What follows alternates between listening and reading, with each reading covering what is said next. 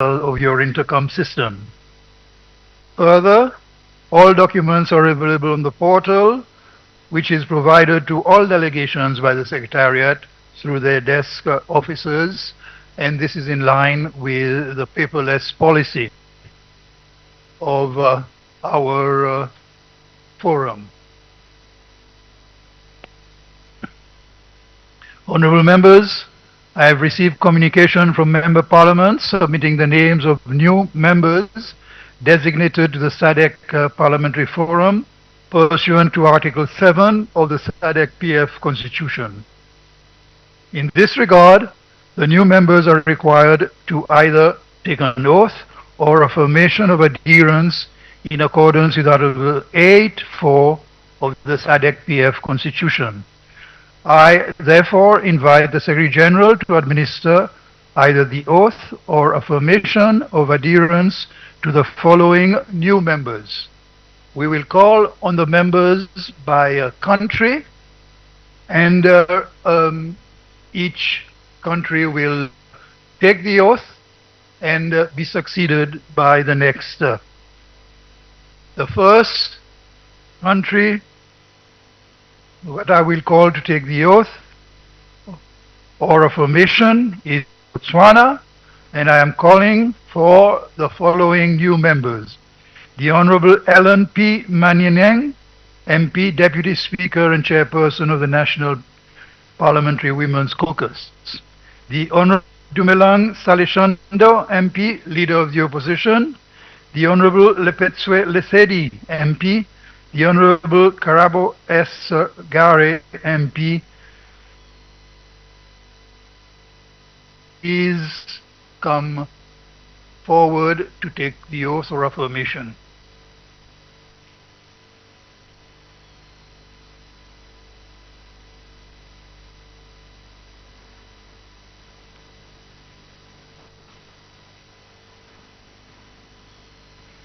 Thank you, Honorable President.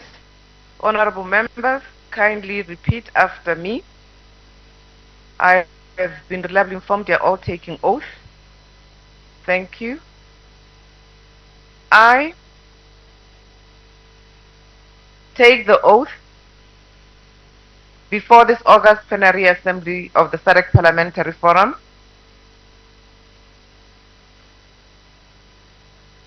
that I shall uphold the Constitution and the rules of procedure of the SADC Parliamentary Forum and demonstrate respect for the forum's institutional organs.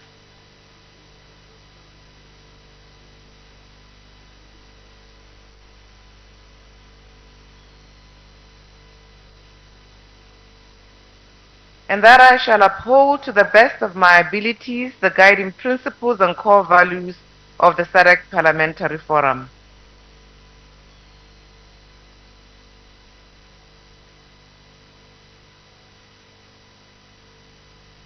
Thank you, honorable members. I have the honor to hand you copies of the Constitution and the rules of procedure. You're welcome.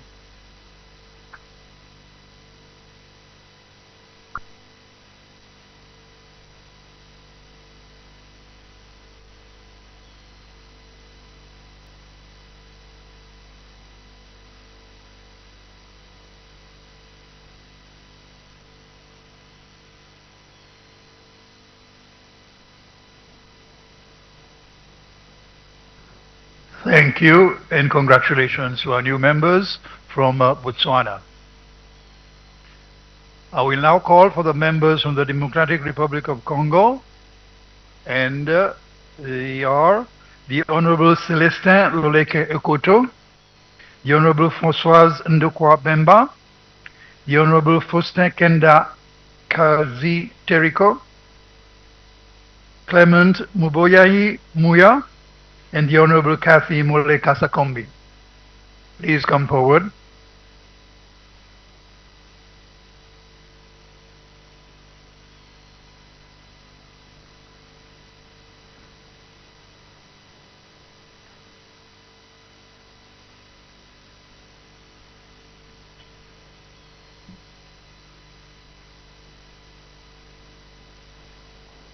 Thank you. I'm also reliably informed you're all taking oath.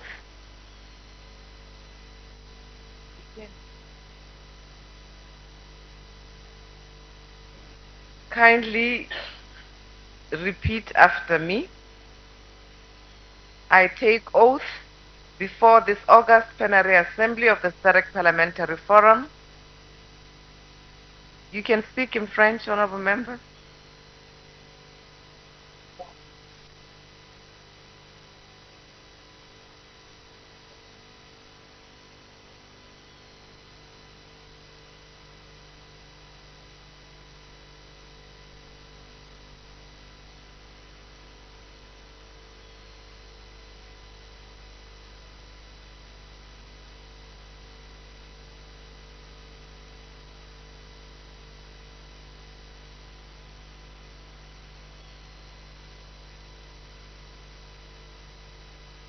Thank you, honorable members. And I have the honor to hand to you the Constitution and the Rules of Procedure.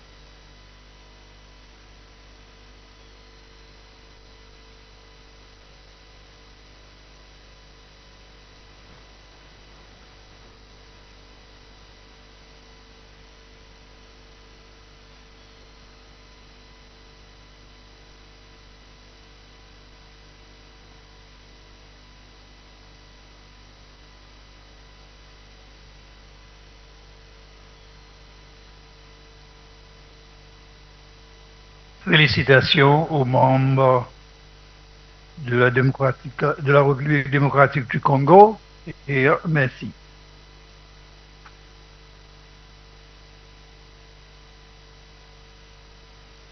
The members from Madagascar will take the oath online. We will just verify that we are ready for the procedure.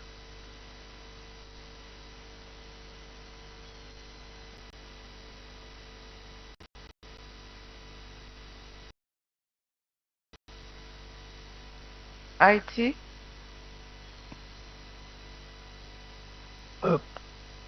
Secretary General, may I suggest that we proceed with the rest of the delegation.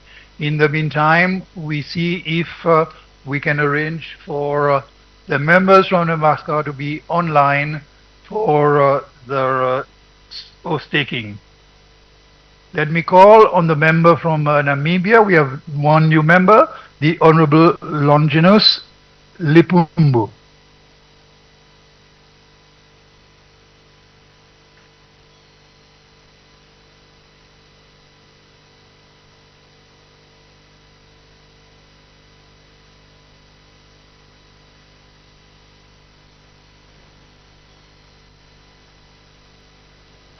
Thank you, Honorable President. Honorable member, kindly repeat after me.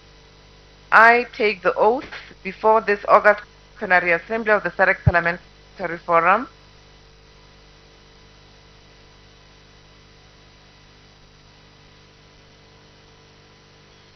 that I shall uphold the Constitution and the Rules of Procedure of the SADC Parliamentary Forum and demonstrate respect for the forum's institutional organs,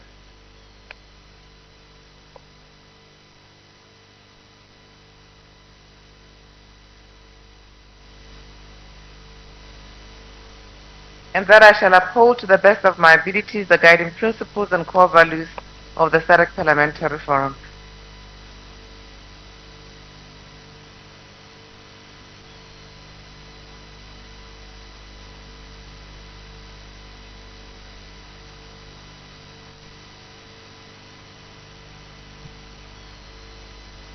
Congratulations to the member from Namibia.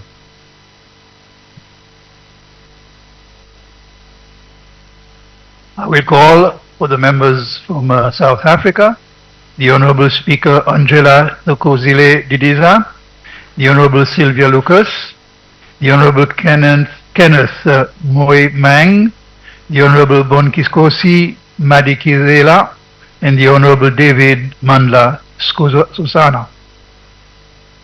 Please come forward.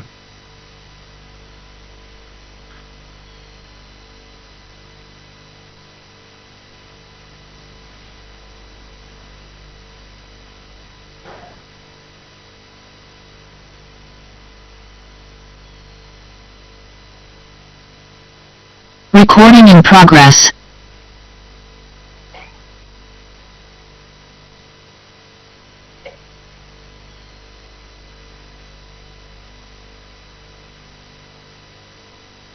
Thank you very much, honorable members.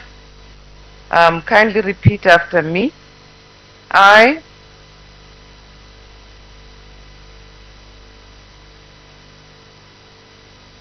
take oath before this August Plenary Assembly of the SADC Parliamentary Forum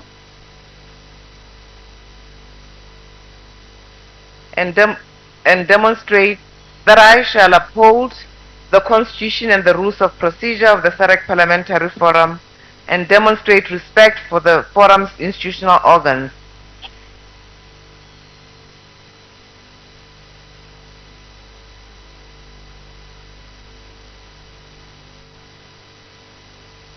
And that I shall uphold to the best of my abilities the guiding principles and the core values of the SADC Parliamentary Forum.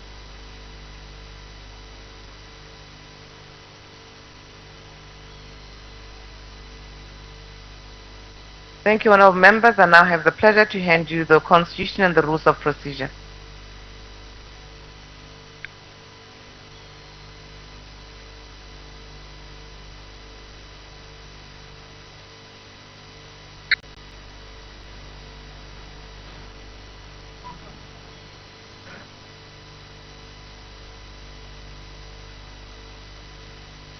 Congratulations, the members from South Africa.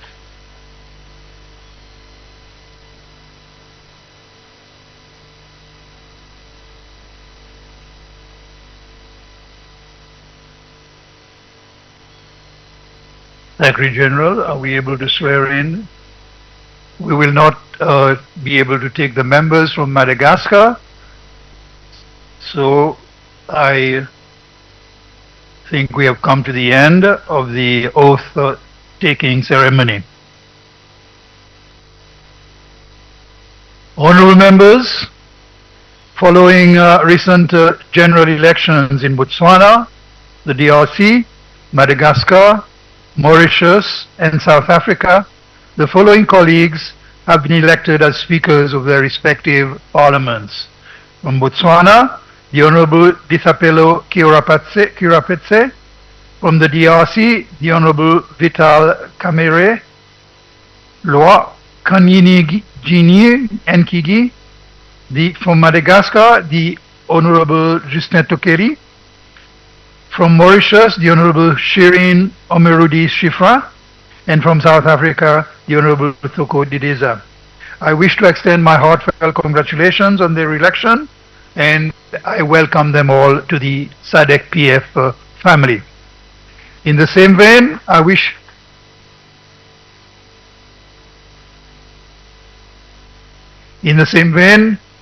to extend our utmost appreciation to the colleagues who served as speakers and have now retired.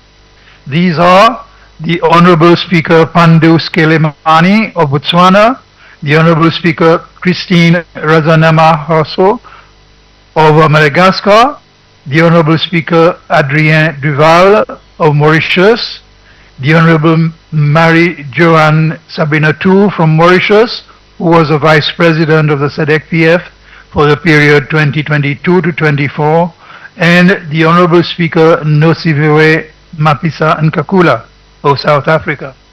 We deeply appreciate their invaluable contributions to the SADC PF and wish them success in the future endeavors.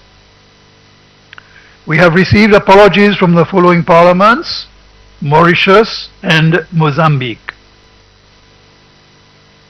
I am elated to inform the Plenary Assembly that since the approval of the agreement amending the treaty to establish the SADC Parliament by the 42nd SADC Summit in August 2022 in Kinshasa, DRC, the 44th Summit in August 2024 in Harare, Zimbabwe, noted that 12 requisite member states have signed the agreement to establish the SADC Parliament as one of the SADC institutions under Article 9(1).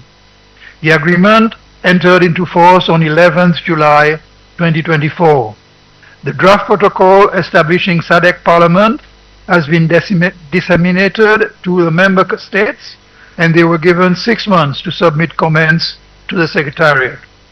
I wish to congratulate all speakers honorable members and delegates, on this milestone and encourage you to continue to engage your respective executives during the protocol negotiation process so that the goal of transitioning the SADC PF is realized in the shortest time possible.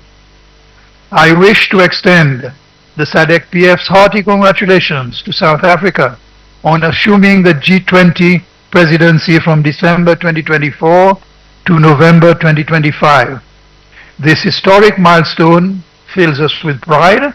South Africa takes on this strategic role at a pivotal moment, just 5 years before the deadline for achieving the UN 2030 Agenda for Sustainable Development. We are delighted that South Africa has pledged to leverage its presidency to champion people-centered and sustainable development. I extend a warm welcome to the representatives of various partner organizations attending the 56th Plenary Assembly as observers in line with our rules of procedure. SADC PF deeply appreciates our partners' support and collaboration towards our various initiatives to advance regional parliamentary cooperation. However, on a very sad note, I wish to express the SADC PF's heartfelt condolences to the Parliament and Government of Tanzania on the passing away of the Honorable Dr. Faustin Ndugulile, the World Health Organization's Regional Director-elect for Africa, which happened on the 27th November this year. His untimely death ahead of his assumption of this important role in February is a great loss to the region and the global health community. Dr. Ndugulile's dedication and vision will be deeply missed, and we stand in solidarity with his family, colleagues, and the people of Tanzania during this difficult time. May his soul rest in peace. Honorable members, now let me come back to procedure, and I wish to remind the House to follow whenever you want to speak on any matter as follows. A member who wants to speak should raise the country name tag. I will then recognize the honorable member by country. The member will then switch on the microphone to introduce himself or herself. Before speaking, please do not switch on the microphone before you are given the floor to speak. Honorable members, for purposes of accurate verbatim recording, you are reminded to always introduce yourself by your name and country whenever given the floor. Members are reminded to stick to the 5 minutes allocated time when given the floor. Honorable members, now are there any notices of motion from the House? I recognize the member from Tanzania. Thank you, Mr. Speaker. My name is Shirley Josepha Raymond.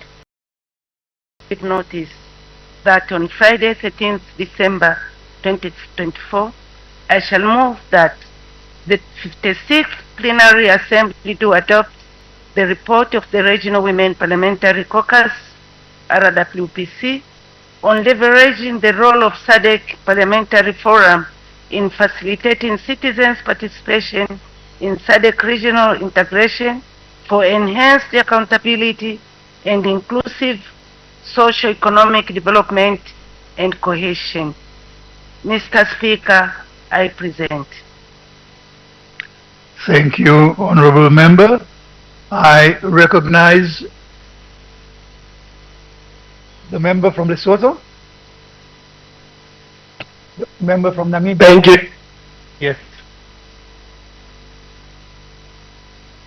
Sorry, do we have the member from Lesotho then first? Yes, we do, Mr. President. Yeah. Okay, Mr. President, thank you very much. Today, on 11th December 2024, I give notice that on Thursday, 12th December 2024, I shall move that the 56th Plenary Assembly do adopt the report on the Standing Committee on Human and Social Development and Special Programs on the role of parliaments in raising, allocating and spending resources necessary for public health and SRHR financing. I so move. Thank you, Honorable Member. The member from Namibia. Thank you, Honorable President and honorable members. I gave notice that on Thursday, the 12th of December, the year 2024, I shall move that this 56th plenary assembly do adopt the report of the Standing Committee on Food, Agriculture, Natural Resources and Climate Action on the theme of leveraging the role of SADC Parliamentary Forum in facilitating participation in SADC regional integration for enhanced accountability, inclusive socio-economic development and cohesion. So I move, Honorable President. Thank you, Honorable Member. The member from Eswatini.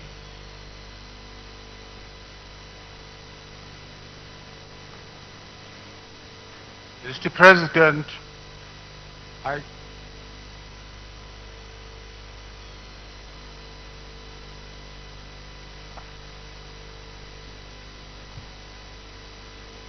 President,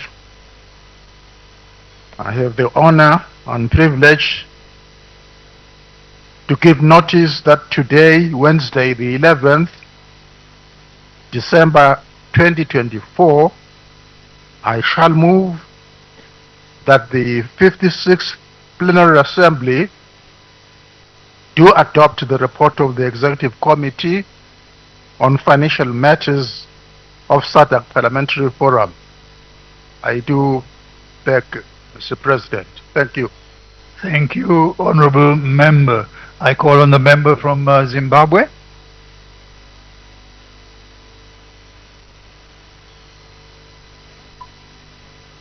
Thank you, Mr. President. May I move a motion in my name that the report of the Executive Committee on Policy Matters and Administrative Matters be adopted by the 56th Plenary Assembly. I so move, Mr. President. Thank you, Honorable Member. I call on the member from Malawi. Muito obrigado, Excelência, Senhor Presidente do Fórum Parlamentar da SADC. Malawi. The member from Malawi is ready for the motion. Thank you very much, Mr. President. Today, the 11th December 2024, I do arise to give notice that on Thursday, 12th December 2024, I shall move that the 56th Plenary Assembly do adopt the report of the Standing Committee of Democratization, Governance and Human Rights on leveraging the role of SADC Parliamentary Forum in facilitating citizen participation in SADC region integration for enhanced accountability and inclusive socio-economic development and cohesion. I submit, Mr. President.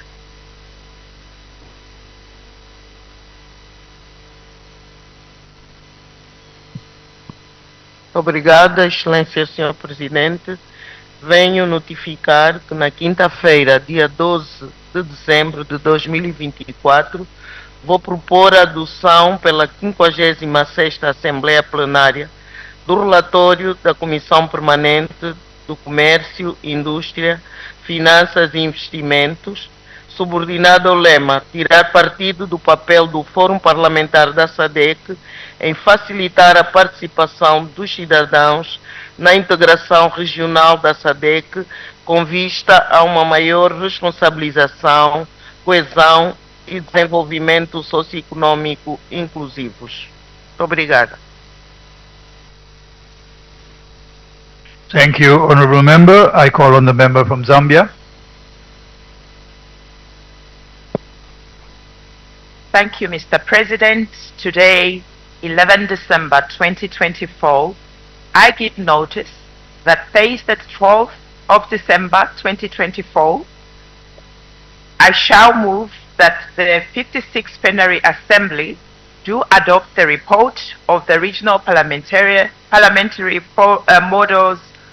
Model Law Oversight Committee on enhancing the role of the RAMROC in monitoring and domestication of the static model laws and implementation of related policies and laws through structured reporting, framework and mechanism, a look at the domestication of the Sendai framework for the disaster risk reduction. Mr. President, I have another motion to move, notice to move. Again, today, 11 December 2024, I give notice that on Friday, 13 December 2024, I shall move that the 56th Plenary Assembly do adopt the report of the Standing Committee on Gender Equality, Women's Advancement and Youth Development, K-wide, on leveraging the role of SADC Parliamentary Forum in facilitating citizen participation in SADC region integration for enhanced accountability and inclusive socio-economic development and cohesion. I submit. Cohesion. Thank you, Honorable Member. I call on the member from South Africa.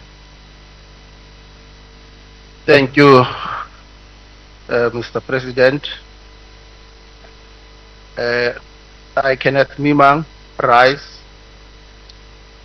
on behalf of South Africa to give notice today that on the 13th of December, the plenary take notice that the 56th Plenary Assembly session of the SADC PDF, recalling Rule 26.4 of the Rules of Procedure regarding the tabling of motions of matters of urgency, public interest and regional importance, that the plenary note with deep concern continued deterioration of security situation in some parts of the region and the insidious threats this situation thus poses not only to the regional peace and security and strengthening of the representative democracy, but also to our regional integration efforts. Further noting with grave concern that the perennial problem of the post-electoral instability in the region and condemning violations of the right to life, including of women and children, and the excessive use of force that are at times used to public unrest and protest. Cognizant of the regional and continental instruments such as the African Charter on Human and People's Rights and SADC Protocol on Politics, Defense and Security Cooperation, which averse that peace, security and strong political relations. Honorable Member, I believe you are proceeding to read the motion. We are only giving notice of the motion. Yes, I'm just about to complete, President. Thank you. Yes. The motion is recognized. Thank you. Honorable members, I believe that I have taken all the notices of motion, and that we now may proceed to the business of the day. I will now call the Secretary General to read the first order of business for the day.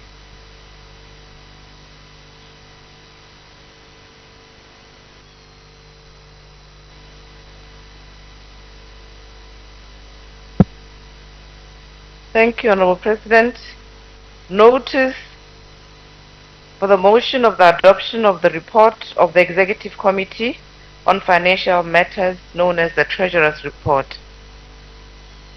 The motion for the adoption of the report of the Executive Committee on Financial Matters, the Treasurer's Report, will be presented by the Treasurer, the Honorable Senator Isaac Magagula. Senator, may I invite you to move the motion? Thank you very much, Mr. President and Chairman of this August Assembly. to have the opportunity, the Chairman, to present the report of the Executive Committee. Honorable, we are this morning moving for the motion, and we will take the secondment first, and then you can present the report. Thank you, Chair. I do propose that today, the 11th December 2024, I shall move that the 56th Plenary Assembly do adopt the report of the Executive Committee on Financial Matters of SADC Parliamentary Forum. I so beg to remove. Thank you, Honorable Member. May I have a seconder of the motion? The Honorable Speaker Sekemane will second the motion. Thank you, Mr. President. I wish to second. Thank you. I will now call on the Honorable Treasurer, Senator Isaac Magagula, to present the report. I ask the presenter and the seconder to note that we have until 11 o'clock for this item of business, which includes comments for members. So I will ask you to move to your report with respect to the timing that we have for this item. Honorable Senator Isaac Magagula, you have the floor for the report. Thank you so much, Chair. May I, from the onset, do point out that the report I am privileged to present before this August House is in an abridged version, on the understanding that the original full comprehensive report was circulated. And I now present the report in the abridged version. I start with the executive summary. The Treasurer's report to the 56th Plenary Assembly consists of the following. First, Paper 1, Management Accounts for the period 1st April 2024 to 30th September 2024. Secondly, Paper 2, Budget Proposal for the financial year 2025/2026. And lastly, Paper 3, the proposal for increment of mandatory member contributions. The Treasurer's report, Mr. President, lays emphasis on the following, which in summary highlight the current financial position of the institution and which also inform the planning for its future sustainability on the following points, namely the risk to the going concern. The report emphasizes the need to ensure that the financial sustainability of the institution is secured while taking note of the current threats to the going concern due to inadequate financial resources, that the use of retained earnings to ensure a minimum surplus and the continued heavy dependence on external funding and collaborations, including to ensure adequate staffing of some of core positions towards the implementation of various operational, statutory and program activities, is sustainable beyond 31st March 2026, when the reserves will be depleted and the current donor contributions are scheduled to expire. The fact that some of the cost management measures, such as the conduct of meetings through virtual means, have negatively impacted the effectiveness of the institution's interventions. Costs continue to rise due to inflation, depression of the local currency, and rising interest. In addition, the cost of goods and services continue to be negatively impacted by various other developments affecting the demand and supply, such as the global economic, political, and more recently, climatic environment. Despite the financial challenges, the institution is still required to effectively deliver on its mandate, including operationalizing the 2024 to 2028 strategic plan as approved by the 54th Plenary Assembly, including ensuring its efficiency in the transformation into a SADC parliament. That as the forum advances towards its transformation into a SADC parliament, it is important that any increase in mandatory member contributions is not perceived to be a direct result of the transformation, as this is not the true picture and may negatively impact the process. In this regard, timing is of the essence, Mr. President. Details are contained in both the executive summary of the Treasurer's report and the preamble to the budget proposal for year 2025/2026. The above points, Mr. President, continue to be emphasized throughout papers 1 and 2 and culminate into paper 3, which proposes the increase in the mandatory member contributions. I now address myself in this August Assembly on paper 1. Management accounts for period 1st April 2024 to 30th September 2024, consisting 1. Update on annual mandatory member contributions, budget performance report as at 30th September 2024, and finally, final report for donor funded projects. I now give an update, Mr. President, on the annual mandatory member contributions.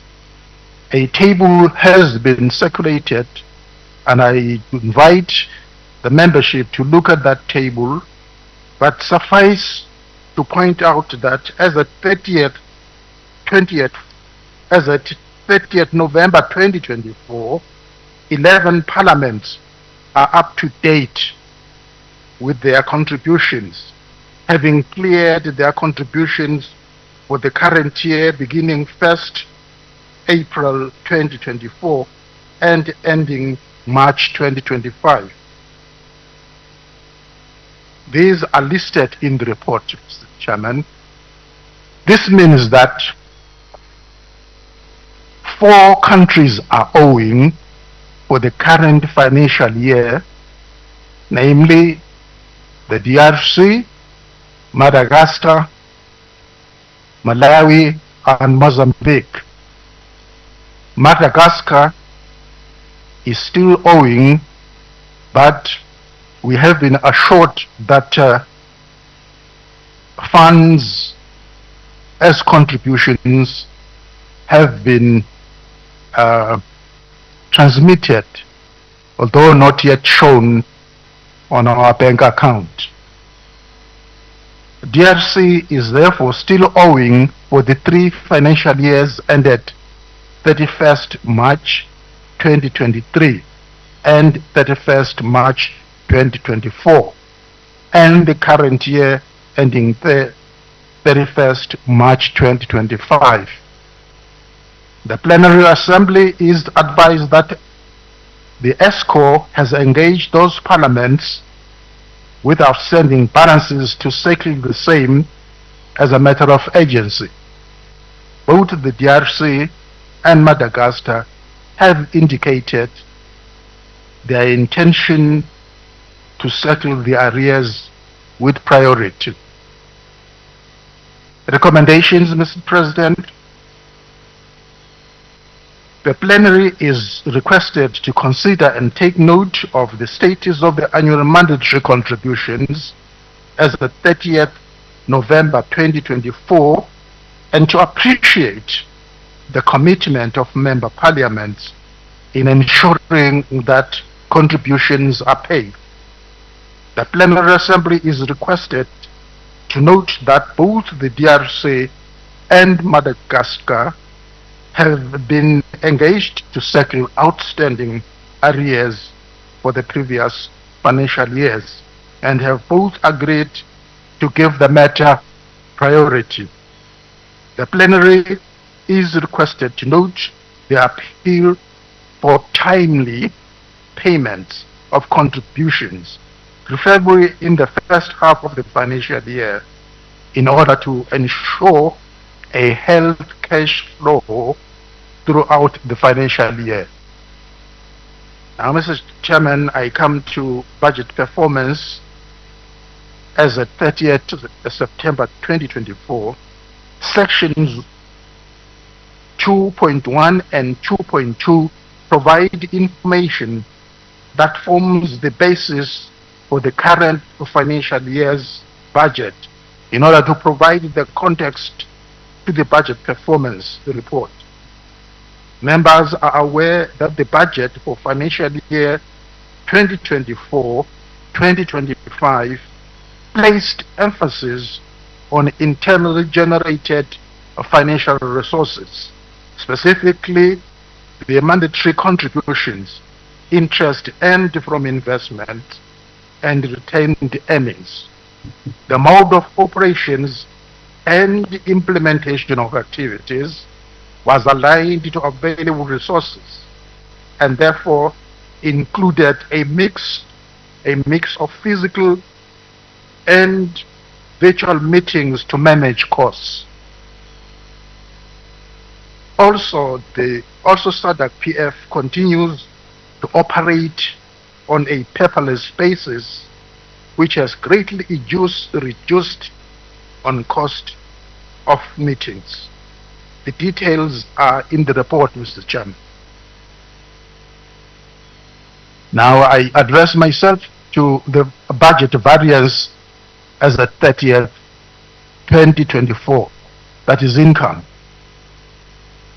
Mr. President, the table has been circulated and under section 2.3 and details variance between budgeted income and actual income as shown in the table. Please do note that the figures have been rounded in the Namibian dollars. You will note that total income was less than the total budgeted income by 460,141 Namibian dollars due to actual interest having been less than budgeted interest. This difference arose because the cash flow did not have enough funds to facilitate allocation to the investment account due to arrears owed by member parliaments. More details are in the report, Mr. President. Budgeted allocation from reserves, 5.5 million Namibian dollars. Also worth noting is that the total budget required an allocation of 5.5 million Namibian dollars from reserves in order to adequately cater for the budgeted expenditure of 24 million Namibian dollars and to leave a minimum surplus of 24,032 Namibian dollars. This was because sources of internally generated income. Budget various as at 30th September 2024 expenditure this time around. Section 2.4 details the variance between budgeted expenditure and actual expenditure as shown in the schedule. I will not bore the meeting because the table once again has been circulated and the August House is humbly requested to refer to that schedule. But suffice to say that under 2.4.1 budgeted expenditure was 27.1 Namibian dollars. The total approved budget expenditure for the financial year 2024 to 2024, as I've said, is 27 million Namibian dollars. This results in a budgeted surplus of 24,032 Namibian dollars against the budgeted income of 27.1 Namibian dollars.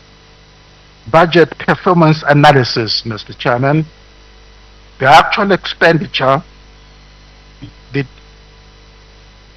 stands as follows. Total expenditure as at 30th September 2024 was 12.7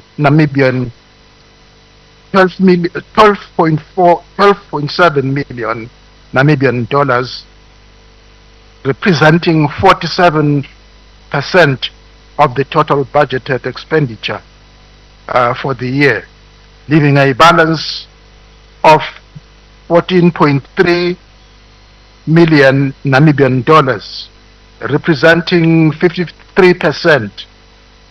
The percentage of expenditure is within anticipated total expenditure for the period of 6 months from April to September 2024, which is halfway through the financial year. The committee is reminded, Mr. Chairman, that some of the expenditure pertaining to standing committee meetings, program activities, and salaries for 5 core positions are catered for by external funding, which is not part of this budget analysis. The favorable total variance is therefore made possible with the support towards operational and administrative expenses from collaborating partners such as the Swedish outside of the SADC PF budget. 2.4.3 sections 2.4.2.3 and 2.4.4 provide a detailed analysis of the budget performance as at 30th September 2024. It is worth noting, Mr. President, that the only budget line that requires additional funds by variation is EXCO meetings, where 51% of the budget was spent, and yet the 49 balance was not deemed adequate to cover both the meeting that took place in 2024 and the anticipated meeting of the incoming ESCO, which is likely to meet in early 2025. It is anticipated that additional funds will be available under ESCO subcommittees which has a balance of 313,573 Namibian dollars as at 30th September 2024. According to the estimates, expenditure on subcommittees scheduled to meet virtually in November 2025 would amount to less than 100,000 Namibian dollars. In this regard, it is proposed, Mr. Chairman, that an amount of 200,000 Namibian dollars be varied from the subcommittee budget line to ESCO meeting budget line to cater for the expenditure for the incoming meeting in 2025, as subcommittees are not anticipated to meet again this financial year.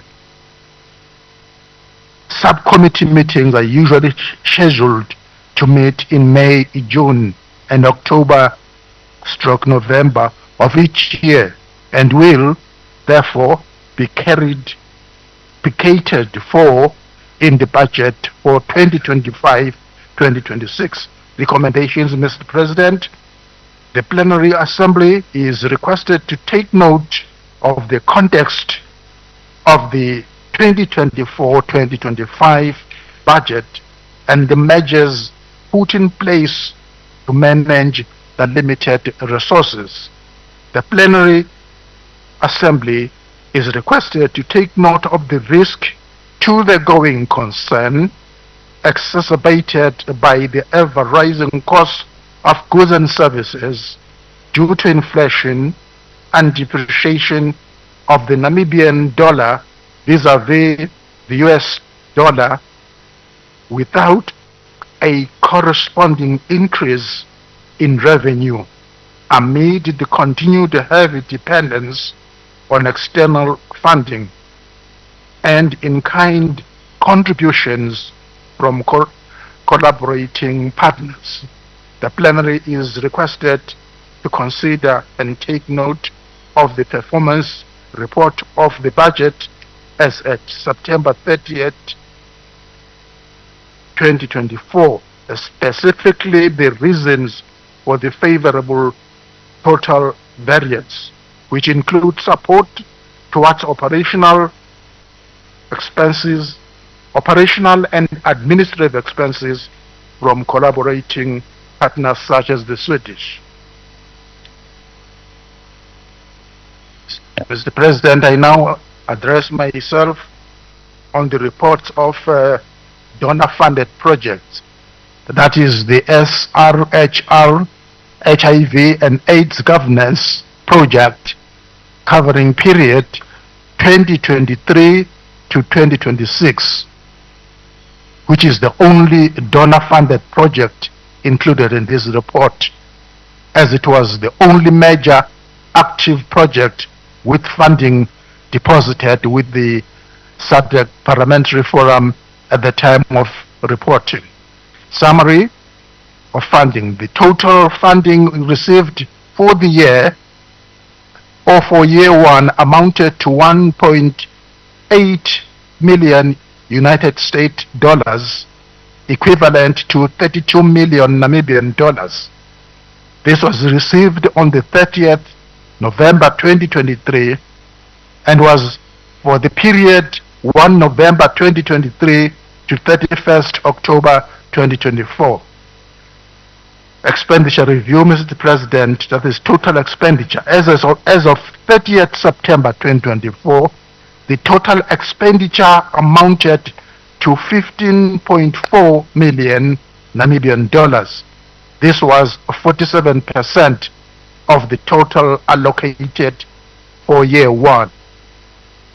This expenditure included costs related to salaries and allowances, national project activities, regional activities, and development of a model law on prison oversight, among other costs.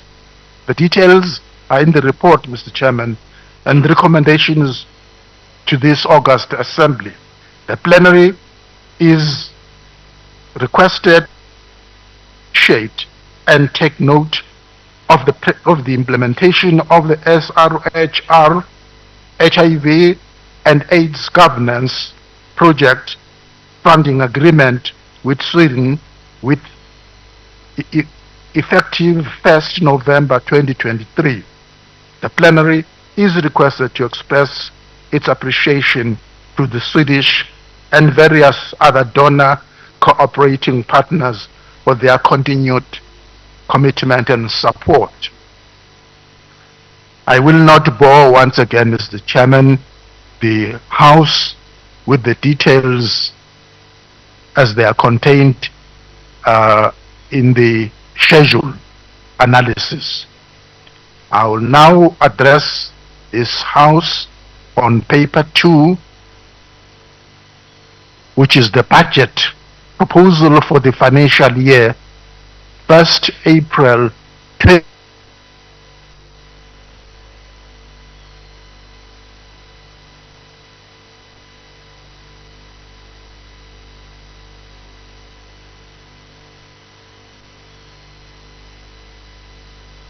Which I already took to in presenting the context to the Treasurer's report at the beginning of my presentation. Of note is that in the next financial year, 1st April 2025 to 31st March 2026, the Forum will continue to tread carefully with the financial guidance of ESCO through the Finance Subcommittee to ensure sustainability, transparency, and accountability, the basis on which the ESCO will anchor its guidance is contained in the report, Mr. Chairman. The executive summary, as at section 1, is the executive summary of the budget proposal. I have also spoken to the substance raised in the executive summary. Assumptions, Mr. President.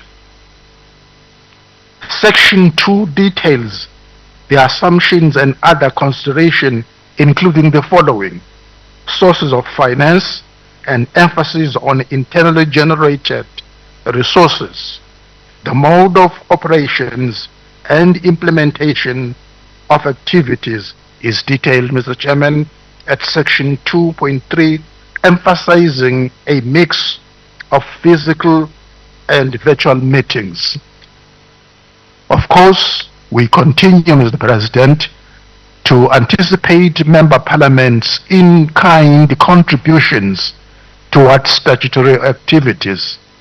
As per SADC Parliamentary Forum established policy, the cost of participation of the membership in the plenary assembly and other physical meetings shall be borne by their member parliaments unless external funding is made available.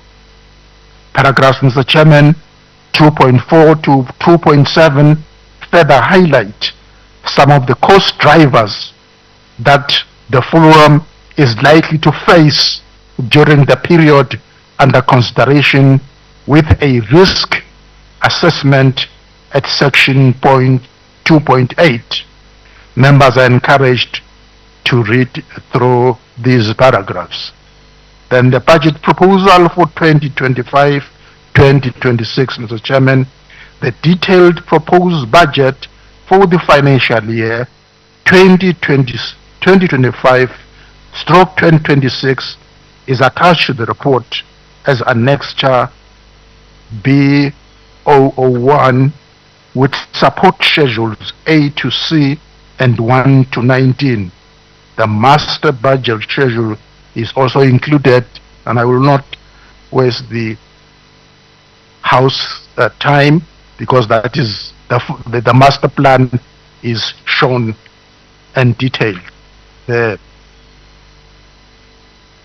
But suffice, Mr. Chairman, that Article 21 of the SADC Parliamentary Constitution provides for the sources of finance, which are basically member contributions, grants and donations, fundraising activities, and any other sources such as the recently established SADC, PF, and its successors trust. Total revenue, Mr. Chairman, expected is the total revenue is 59.89 million Namibian dollars. Out of this amount, 21.1 million Namibian dollars is from mandatory contributions, 6.5 million allocation from reserves, and 480,000 Namibian dollars is estimated interest from investment. In addition, 31.7 million Namibian dollars is for donor funds. The donor funds amount is reflected as both income and expenditure and has a separate detailed report. Of note, Mr. Chairman, is that the allocation from retained earnings of 6.5 million is necessitated by the inadequacy of current mandatory member funding towards standing committee and program activities, networking and policy development processes. The retained earnings are estimated to be depleted with this allocation and will not be available beyond 31st March 2026. Donor funding is also up to October 2026 only. Notes to the budget. Budgeted expenditure, Mr. Chairman. Budgeted expenditure is summarized in the Schedule 5.1, and I will not bore the meeting once again. Total budgeted expenditure is 59.827 million Namibian dollars compared to budgeted expenditure of 27.10 Namibian dollars in 2024-2025 budget. The increase of 121% is mainly a result of the inclusion of the 31.76 Namibian dollars donor funding, donor expenditure for consolidation purposes. 5.2 excess of budget revenue over expenditure is negligible at 64,036 Namibian dollars after providing a contingency of only 30,000 Namibian dollars. While the schedule at 5.1 provides the budget expenditure details according to broad expenditure categories, sections 5.3 to 5.9 provide details of the budgeted expenditure budget by budget line. Recommendations to this August Assembly, Mr. Chairman. The plenary is requested to consider and approve the budget for the financial year 1st April 2025 to 31st March 2026. The plenary assembly is urged to consider the risk to the going concern beyond the financial year 2025/2026 in view of the depletion of reserves and the inadequacy of the current level of mandatory member contributions for core operations. I mean, operations, yes. In this regard, the plenary assembly is advised that paper 3 contains a proposal for the increment of mandatory member contributions effective 1st April 2026. Mr. President, I beg to submit and request that the Honorable Speaker of Lesotho present paper 3 of the Treasurer's report. I so beg, Mr. Chairman. Thank you. Thank you very much.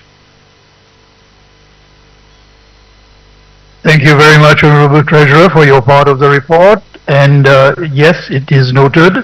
We will proceed to paper 3, which will be presented by the Honorable Speaker of Lesotho, Speaker Sekamane. You have the floor. Thank you, Mr. President. I wish to preface my presentation by saying that the figures will generally be rounded off, and they will be in Namibian dollars. So if you're looking at my paper and you find I'm saying 7 million, when you're looking at 6.99 or something like that, then it's because I'm just rounding off, so don't get lost. I am presenting the paper 3 of the Treasurer's report, which is the proposal for the increment of mandatory member contributions. On the preamble, the Executive Committee at its meeting of 24th November 2024, having considered the report of the Finance Subcommittee on the financial situation of the Forum, resolved to submit a proposal for the increment of mandatory member contributions for the urgent consideration of the plenary assembly. And now I get to the proposed increase. And I have no intention to drop a bombshell, but please be prepared for one. It is proposed that mandatory member contributions be increased by 50%, effective from 1st April 2026. In other words, on a point of order, it is not. On a point of order,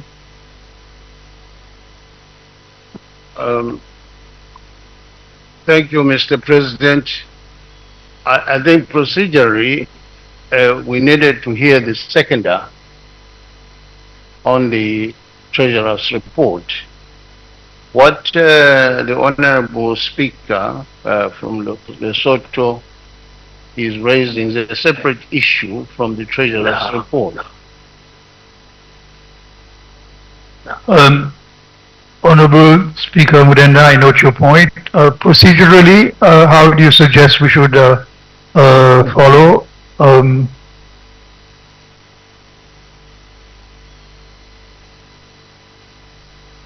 Can I chip in, Mr. Chairman? Yes, Honorable. Only to say that to my senior, we are only completing the report of the Treasurer, and then that will be followed by the second. Right now, I'm just relieving my Treasurer, just continuing on that report. There is paper 1, there is paper 2, and there is paper 3. When that is done, we will then proceed to second the motion. I humbly submit to my senior. Thank you. Yes, paper 3 is part of the Treasurer's report. Speaker Mudenda, would you? No, thank you, Mr. President. With due respect, the issues raised in paper 1, summarizing also paper 2, are issues to do with the budget as it stands at the moment. That must be seconded. And then, in conclusion, advance the proposal in terms of the item raised under the need to resource mobilize so that the SADC PF is liquid.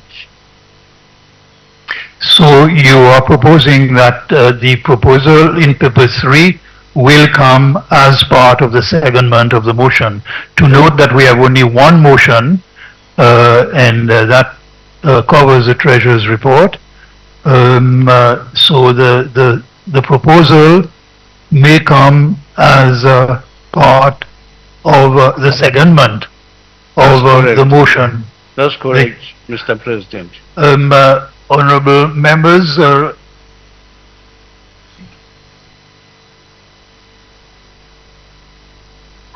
I guess, Mr. Chairman, young people don't stand in front of their seniors. So I have to improvise.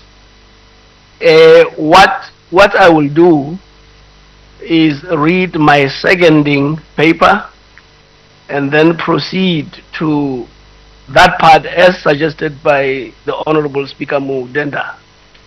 If that is fine with you, Mr. Chairman. thank you, Honorable Speaker. That seems to be in line with the procedure, so we will go that way. Thank you.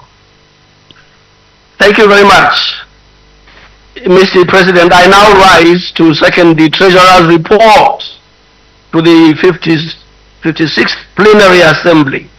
Mr. President, the Treasurer has emphasized the urgent need to reflect on the financial status of the Forum in the short and long term. Allow me therefore to focus my intervention on the achievements of the Forum during the past few years and the need to ensure that the institution continues to exist in the interest of the people of this region. Indeed, we continue to steer our course towards transformation into a regional parliament. The issue of finances and sustainability will be high on the agenda.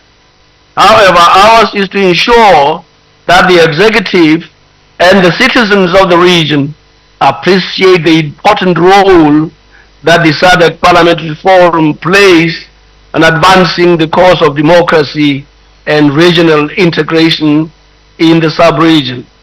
Mr. President, the Forum has developed model laws and other instruments as well as in various areas of regional and global concern.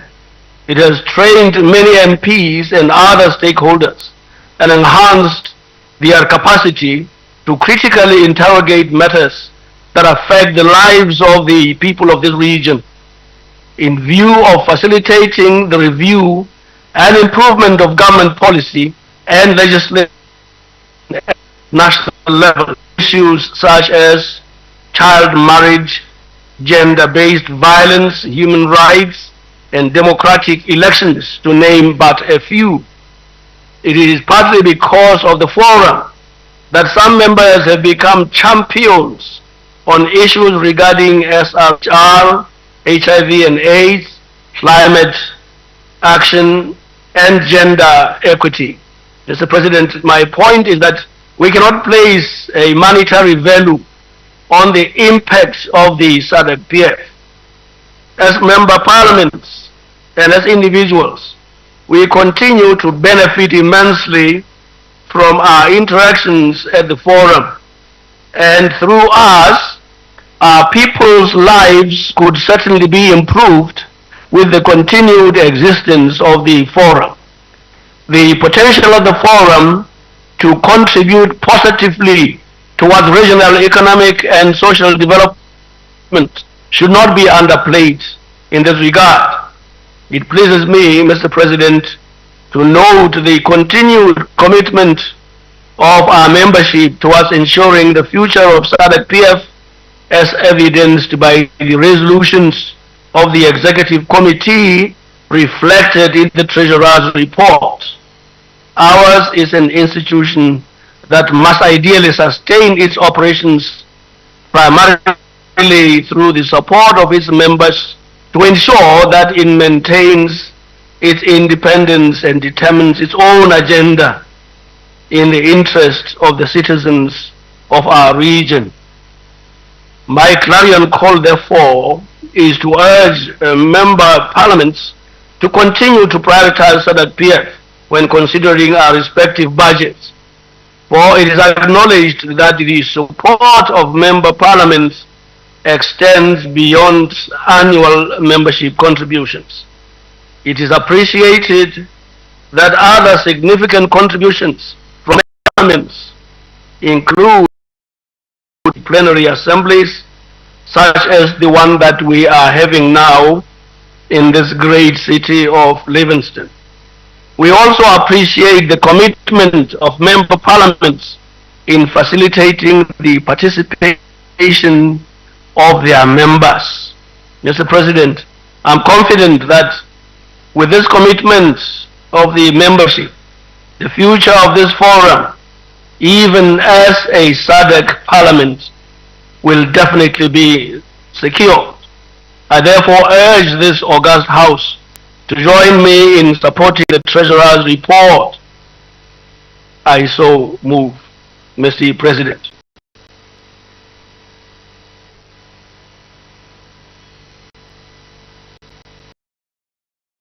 Guidance, Mr. President, on whether to proceed now to the third paper of the Treasurer's report. I think we will have to proceed with the matter that you have raised, and we will take debate on from the floor following your presentation. Mr. President, let me, which is paper 3, proposal for the increment of mandatory member contributions. The Executive Committee at this meeting of 24th November 24 has considered the report of the Finance Subcommittee on the financial situation of the Forum, resolved to submit a proposal for the increment of mandatory member contributions for the urgent consideration of the plenary assembly and the proposed increase. It is proposed that mandatory member contributions be increased by 50% effective from 1st April 2026. I can see that now you have put on your shocks, which is very good for me. I must emphasize this point, Mr. President, that we are talking about an increment starting not in April of 25, but April of 26. The effective date is proposed to be 1st April 26 in order to ensure that member parliaments have enough time to consider the increment into their national level budgets. This paper serves to provide more information regarding the viability of various percentage increases and therefore the reasoning behind the 50% recommendation. The Treasurer's report, as contained in papers 1 and 2, has ably made the case for the urgent need of solutions. The following points be emphasized. 1.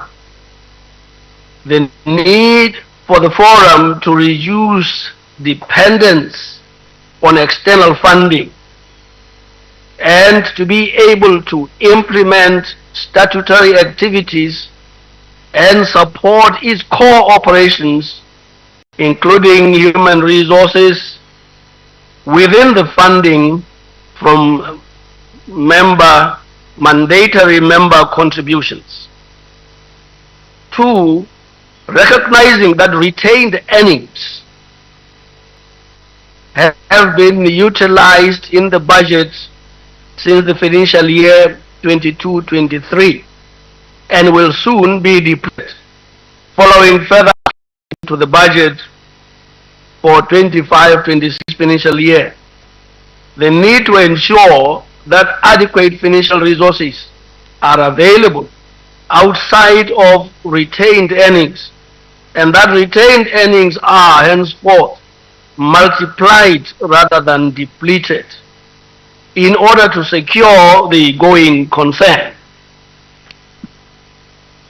3, the need to ensure that any increase in contributions is not misconceived to be a result of the transformation of the SADC-PF into a regional parliament, but rather that it is a necessary adjustment arising from the increase in costs due to inflation and depreciation of currencies within our region without a corresponding increase in contributions.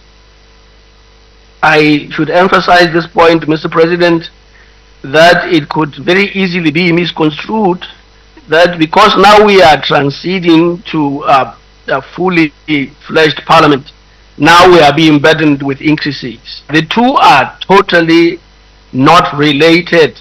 The point is that for a long time we have not been increasing and we have been digging into our surpluses, our retained earnings.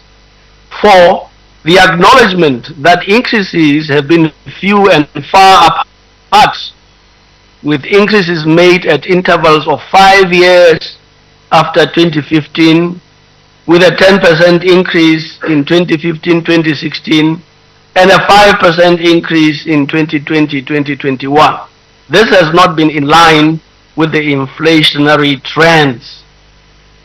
There is a table here below which I will not dwell into, but this table only goes to illustrate the point that increments that we have done in the past have not matched inflationary trends.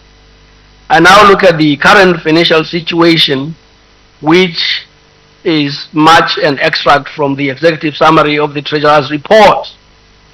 The going concern of the institution is under threat, given the current level of contributions, due to the fact that the institution has now resorted to the use of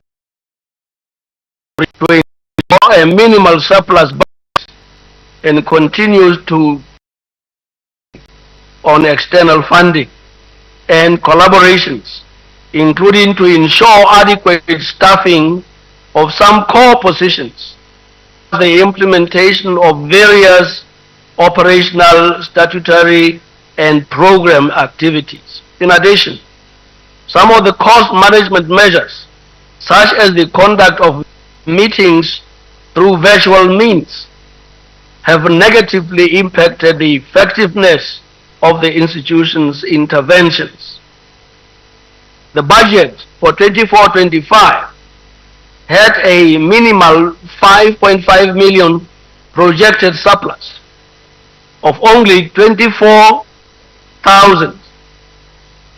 This despite funds amounting to 5.5 million having been allocated from retained earnings to meet the cost of operations, a situation which is not sustainable at the current level of funding, given that the reserves will be depleted in the budget for the next financial year.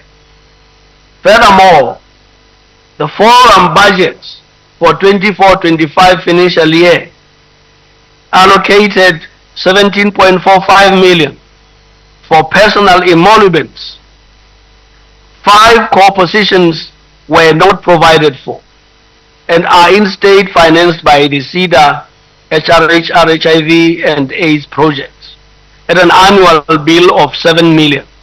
Should the CEDA funding terminate, the SADC-PF budget, which has a surplus of only 24,000,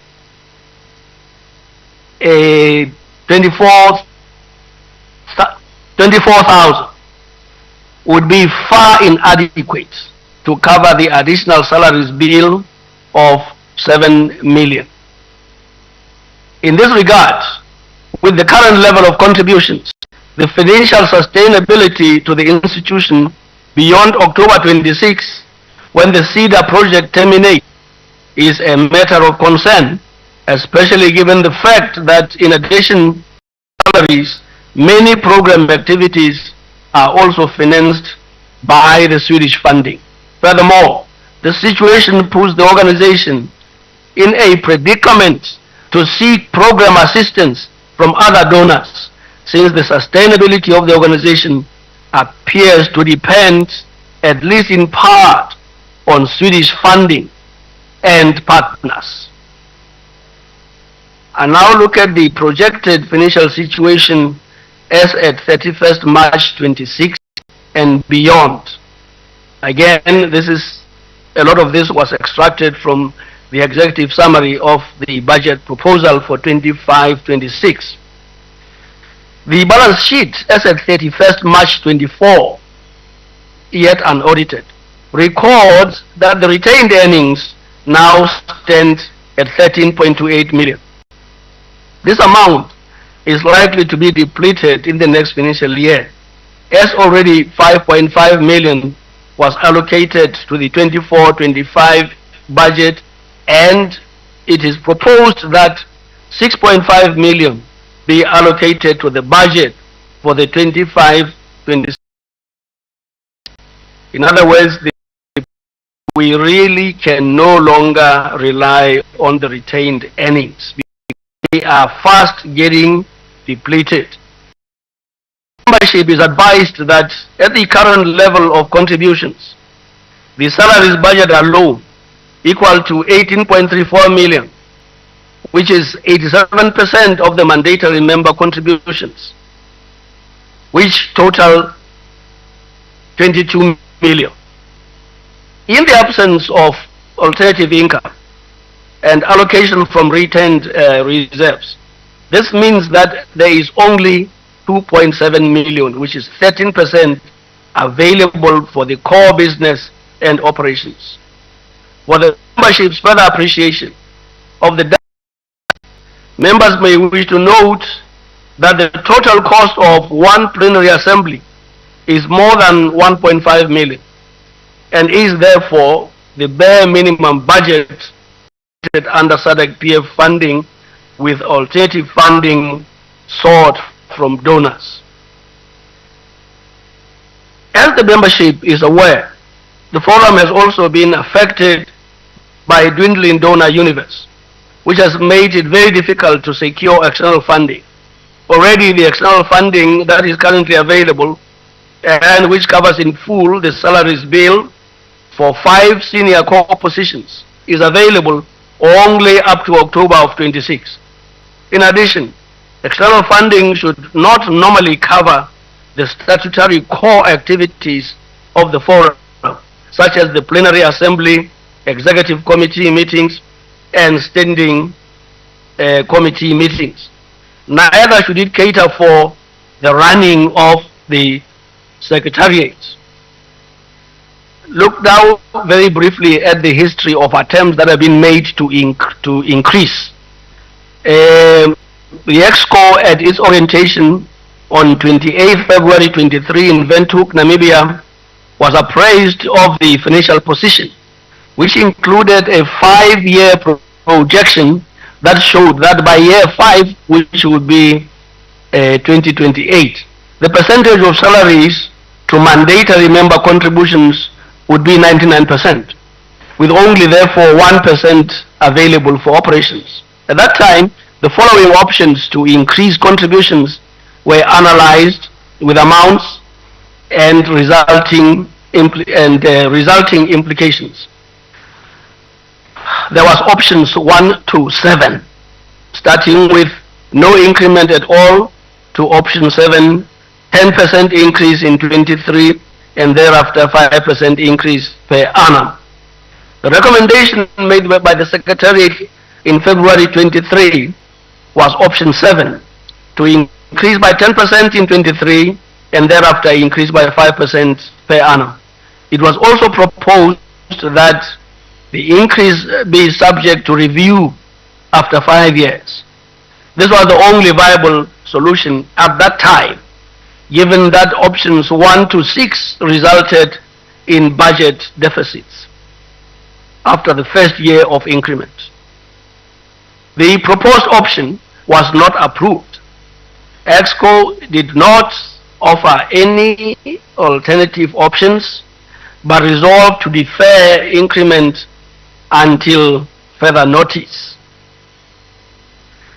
The proposed consideration for November 24, the budget for 25-26 financial year requires an allocation from retained earnings of 6.5 million to be added to the income from mandatory member contributions in order to meet the cost of statutory meetings, core operations, and salaries. In addition, an amount of 480,000 is projected from investments, which is not guaranteed given the cash flow challenges. Furthermore, salaries amounting to 7 million are catered for by the SRHR project, which terminates in October of 26, meaning that the capacity of the Secretariat will be negatively impacted should those positions become vacant as a result of lack of financial resources.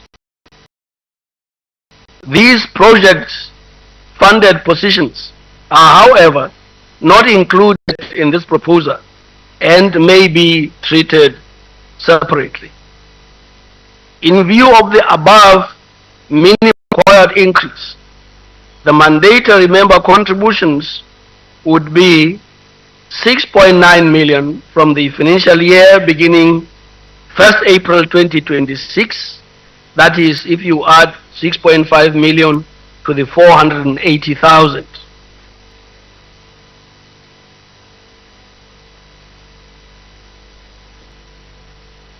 Excuse me.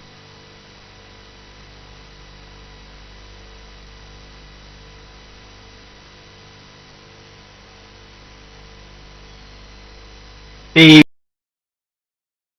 8,000 400,000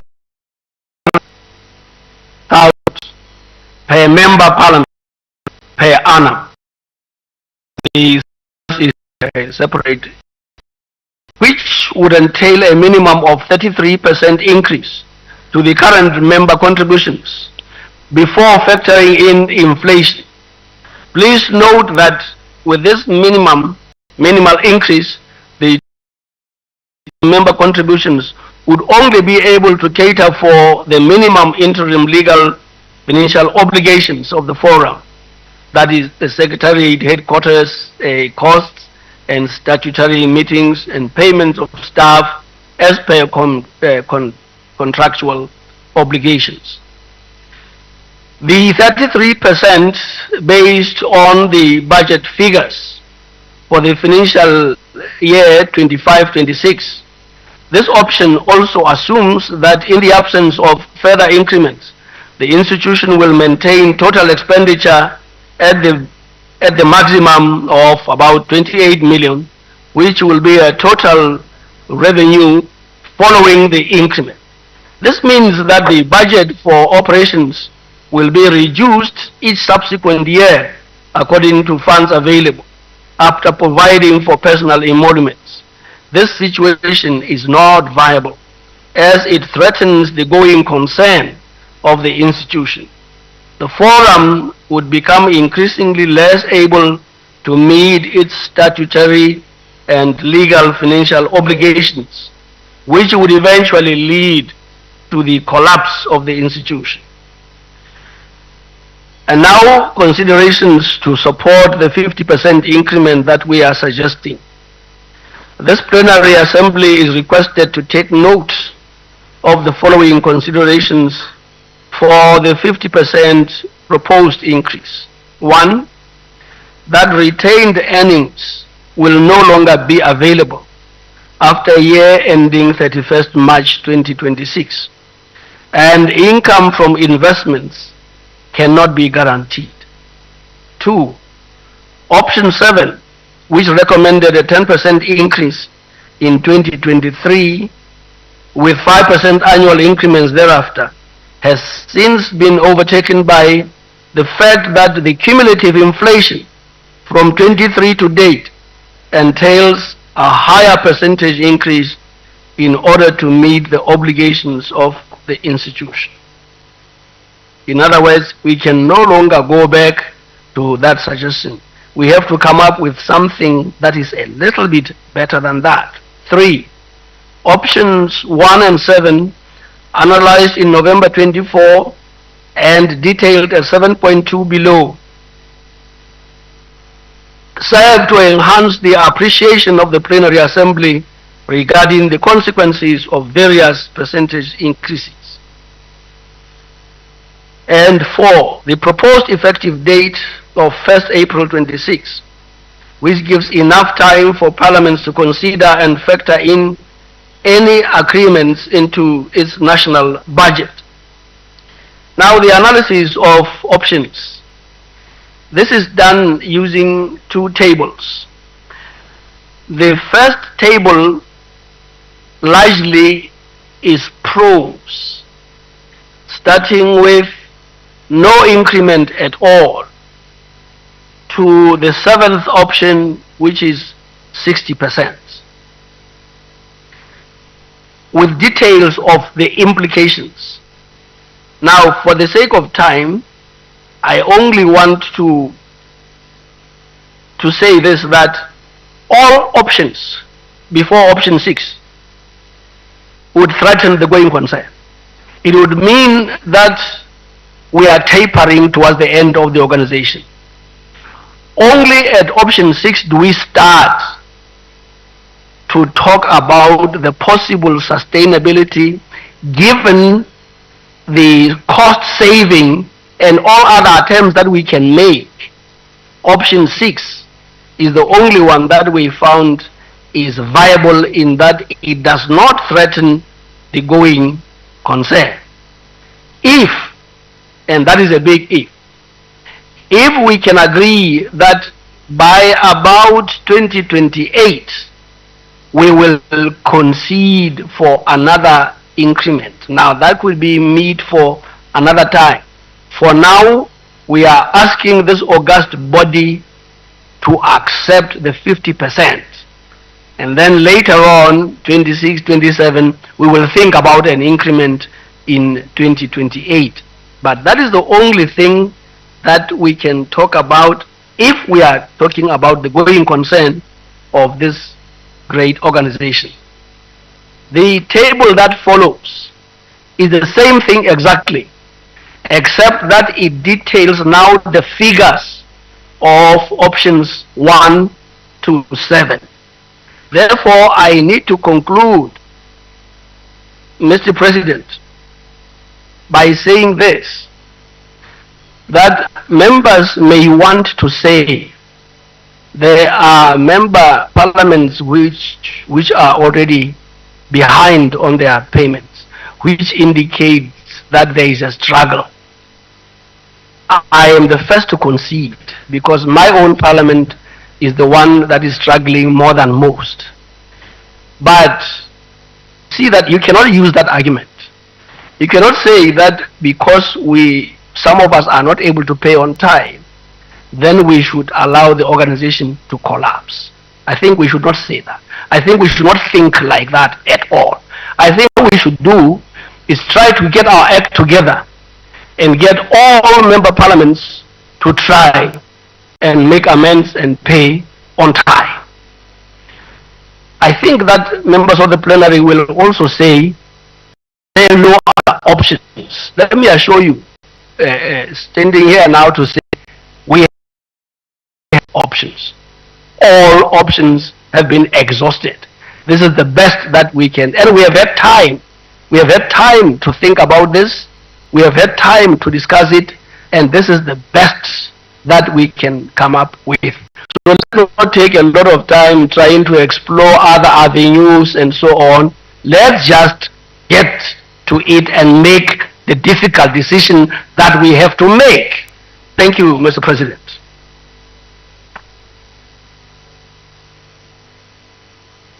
Thank you, Honorable Speaker Segamane. I note for the attention of members that paper 3 is meant to be part of the motion that has been presented, and that we will be debating the 3 papers together. I hope that will be according to our rules of procedure. Honorable members, I think I intend to follow the schedule that was on the motion now. The name of members who wish to address the motion. We will adjourn when it is time for adjournment, for a break, and resume after.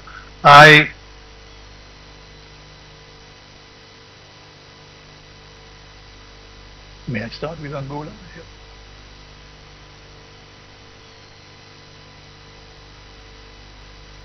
Thank you. Okay, I will start with Zimbabwe. Honorable Speaker, honorable members and speakers, remember that you have 5 minutes to address the motion. We will need to observe that time if we are going to manage this schedule. Honorable Speaker of Zimbabwe, you may start.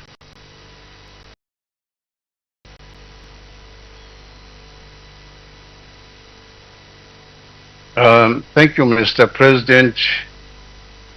Thank you, honorable members. We of all the mover of the motion and the seconder of the motion for their detailed presentations. In terms of paper 1, I would like to refer to item 1.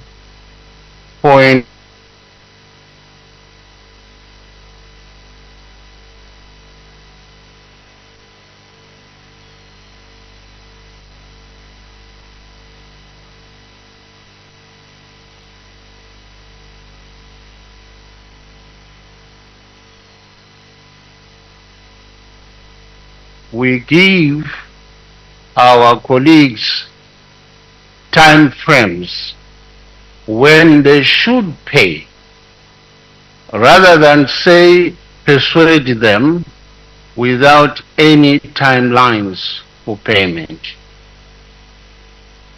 I say this, Mr. President, guided by Article 9 of our Constitution, SADC Constitution, which clearly says, subject to ratification by the plenary assembly, the executive committee may suspend the rights of a member parliament whose prescribed annual membership fees or other financial obligations are in arrears for more than 12 months.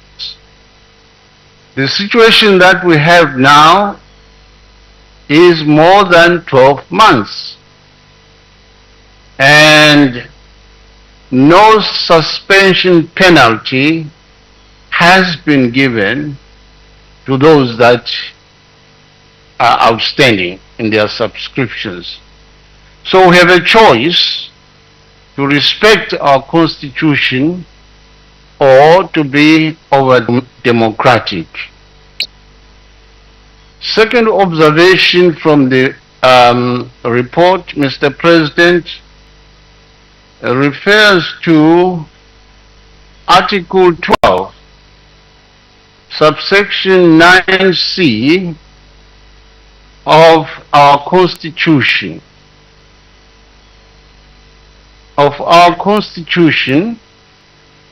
Which peremptorily obligates the executive committee to present to the plenary assembly for consideration and approval the annual budget of the forum, which has been done.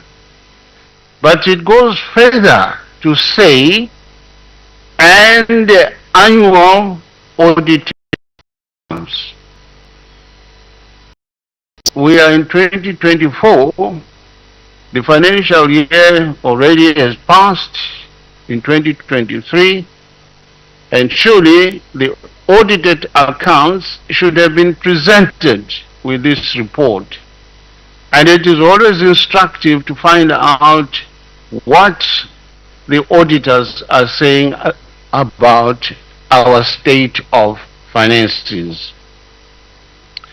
The third aspect is arising from the proposed increase, paper number 3 by the Honorable Speaker of Lesotho. It is going to be a jump from 1.5 million Namibian dollars to $2,250,000. It is understood that the forum must be a going concern. It is appreciated also that this increase is being proposed in 2026 in April, giving us time, our national parliaments and government, to include this increase in the budget. I think we've got time to do that in order to keep our institution viable, and in terms of international practice, that our budget should not rely for more than 25% on donor funding. That's the practice. That is the norm. So the idea here, I think, makes sense and is very persuasive. However, while we wait for 2026, I think we should go back and reset our retained earnings. And historically, we got these retained earnings, Mr. President, because SADC PF and other institutions following COVID-19 pandemic impact went virtual. So we were meeting virtually. And this is how we got these stout retained earnings. It is my submission, Mr. President, that while we look forward to 2026, let us have one plenary virtually and alternate, and our executive committees also, if we can have them in person and virtually, and the committee meetings also must go virtually, and save some money in order to go back to our practice of retained earnings. Having said that, Mr. President, I conclude by saying all is not lost in spite of the proposed 50% increase. Our trust has been registered now, and I'm a firm believer that this trust is a special vehicle, purpose vehicle of resource mobilization for the Assembly will have an impact. And if we work hard and get support, financial support from stakeholders, I believe that it may not be necessary to have that increase. I so submit, Mr. President. Thank you. Thank you, Honorable Speaker. We have this speaker. We have a member from Angola. I will recognize the member. You have the floor. Muito obrigado, Sr. Presidente. Caros Presidentes dos Parlamentos Nacionais, caros deputados,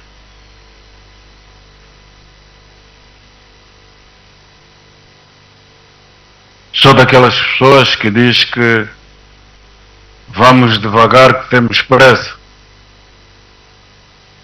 O próprio proponente himself with regards to the increment refers that we should be prepared for the bomb that he was bringing. We didn't have time to prepare ourselves for to defend ourselves from the bomb that is falling upon us. So I believe Devíamos ponderar bocado mais I believe that we should ponder a little more esta questão. on this issue. Eu considero que é tão importante I consider that it is as important darmos resposta as giving feedback to the concerns that have been raised with regards à inflação, to inflation, the high living cost increase. It is important as that is to collect everything that is due to the organization in a proper manner.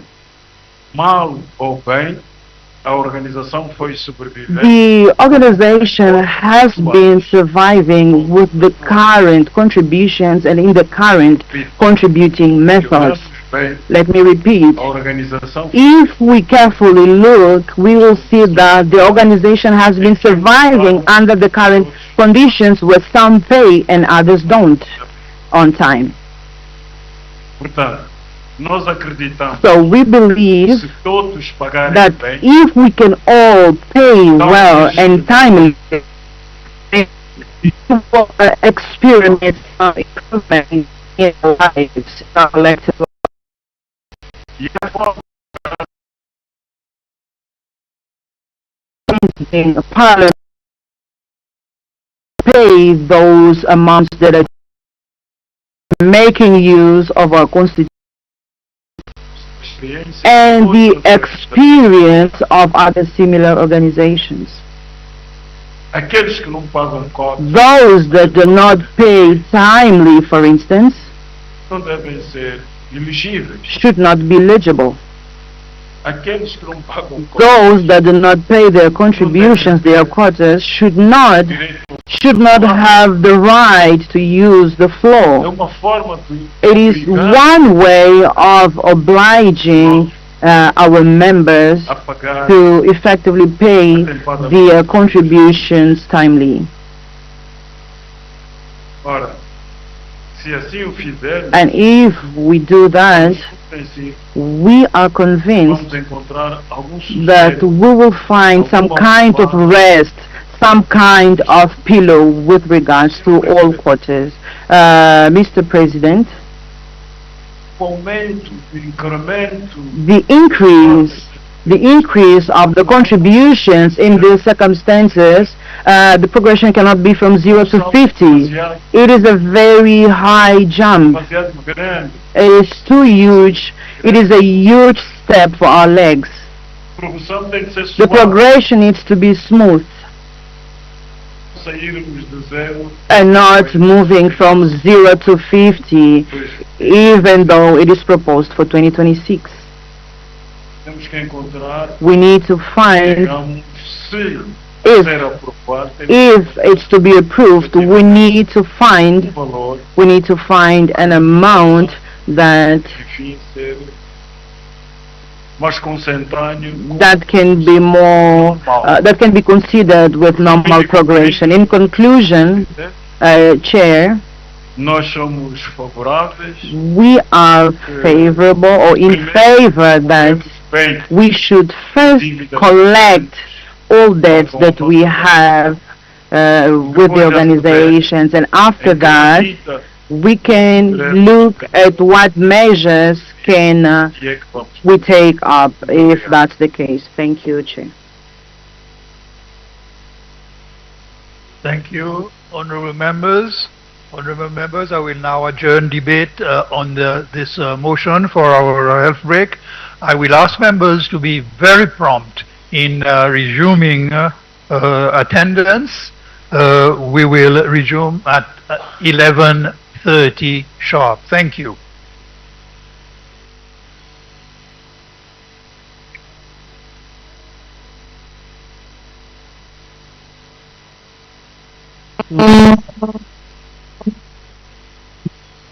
here at Rat Hotel. 60th Plenary Assembly of the SADC Parliament in place. Up on the agenda was the admission of oath of new members.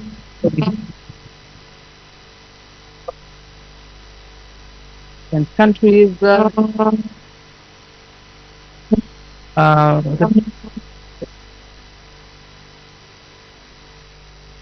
says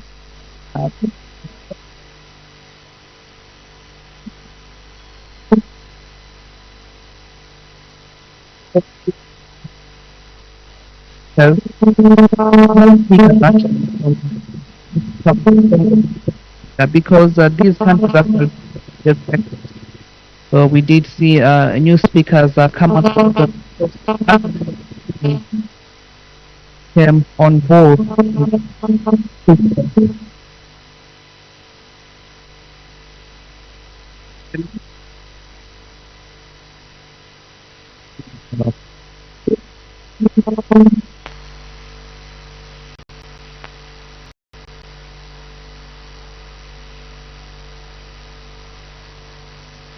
I so delegate just second and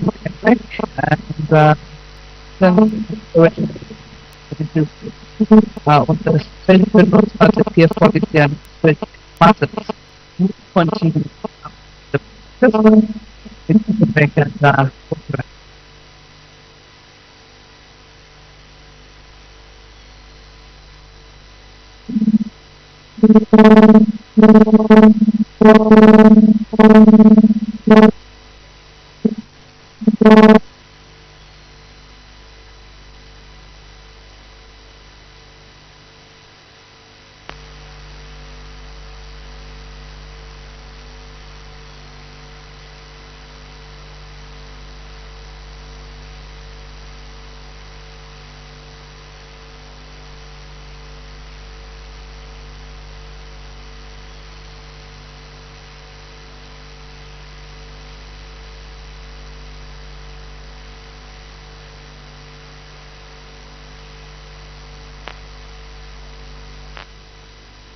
My eParliament mobile application.